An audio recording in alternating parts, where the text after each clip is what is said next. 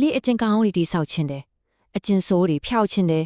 ဒါပေမဲ့အချိန်ချင်းစူးစမ်းရတောင်အဆင်မပြေဘူးအဲ့လိုမျိုးကြုံဘူးကြလာ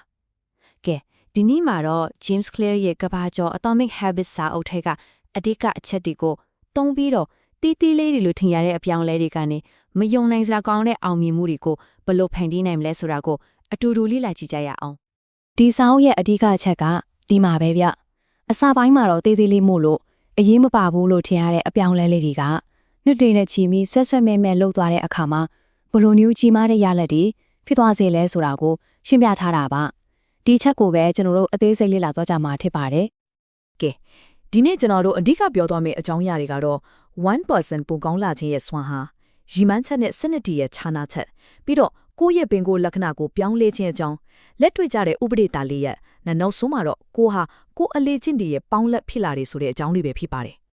ဟုတ်ပြီပထမဆုံးပိုင်းကိုစလိုက်ကြရအောင် 1% ရဲ့စွမ်းအားအောင်မြင်မှုဆိုတာတညာတည်းနဲ့ရလာတာမျိုးမဟုတ်ဘူးဆိုတာကျွန်တော်တို့အားလုံးသိကြပါတယ်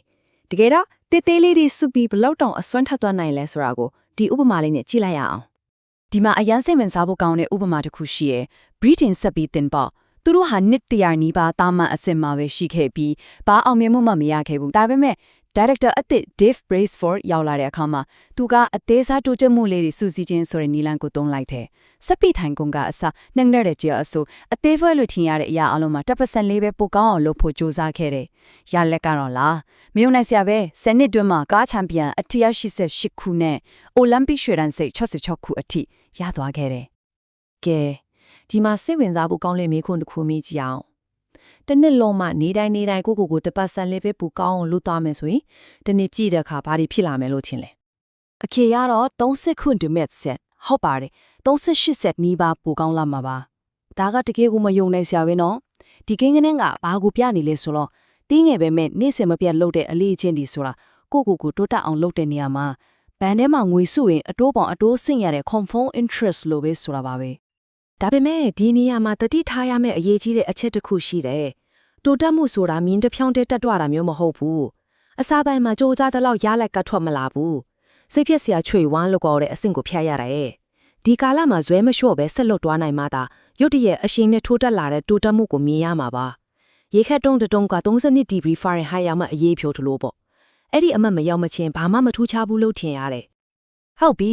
ဒုတိယပိုင်းကိုဆက်သွားကြရအောင်ရီမန်းချက်တွေနဲ့စနစ်တွေ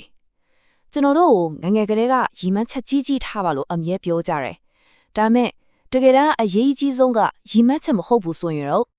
James Clear ကပြောထားတာအိမ်တန်းကောင်းတယ်လူတယောက်ဟာသူ့ရီမန်းချက်တွေရဲ့အဆင့်အထိတက်လန်းနိုင်တာမဟုတ်ဘူးသူ့မှာရှိတဲ့ system တွေရဲ့အဆင့်အထိပဲပြန်ကျသွားတတ်တယ်တဲ့ဆိုလိုတာကဘာလဲဆိုတော့ရီမန်းချက်ကြီးထားရုံနဲ့မပြီးဘူးအဲ့ဒီရီမန်းချက်ကိုရောက်ဖို့အတွက်နေ့စဉ်လုံးဆောင်နေတဲ့ကိုယ့်ရဲ့ system ကိုယ့်ရဲ့လုပ်ငန်းစဉ်ကဘယ်လောက်ကောင်းလဲဆိုတာကမှအဓိကကျတယ်ဆိုတဲ့သဘောပါပဲ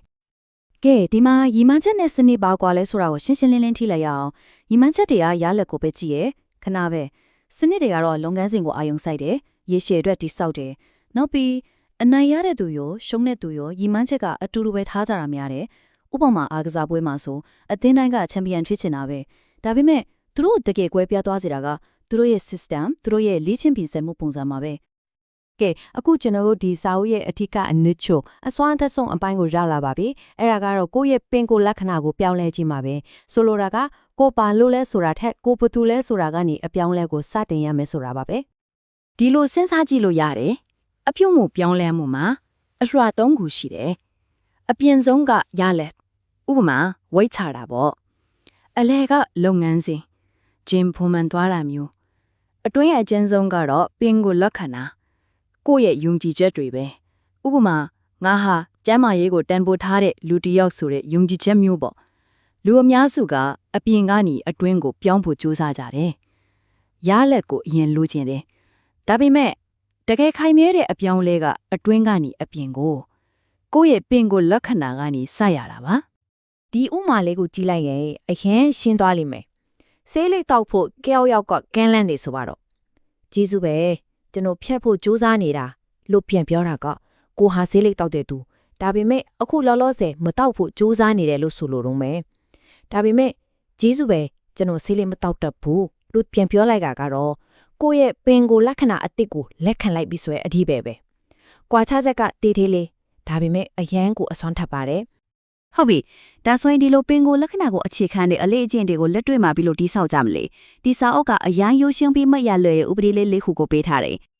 ဥပဒေသား၄ခုကတော့နံပါတ်1ထင်ရှားမြင်သာအောင်လုပ်ပါနံပါတ်2ဆွဲဆောင်မှုရှိအောင်လုပ်ပါနံပါတ်3လွယ်ကူအောင်လုပ်ပါပြီးတော့နောက်ဆုံးနံပါတ်4ကျင့်နှက်စရာဖြစ်အောင်လုပ်ပါ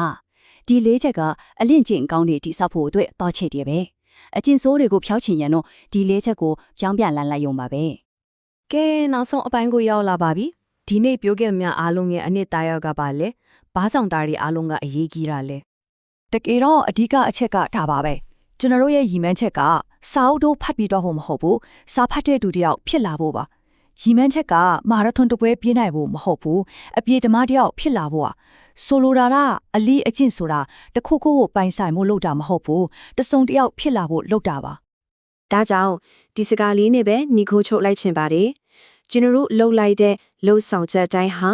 ကျွန်တော်တို့ဖြစ်ချင်တဲ့လူအမျိုးအစားအတွက်မဲတမဲပေးလိုက်တာနဲ့အတူတူပါပဲ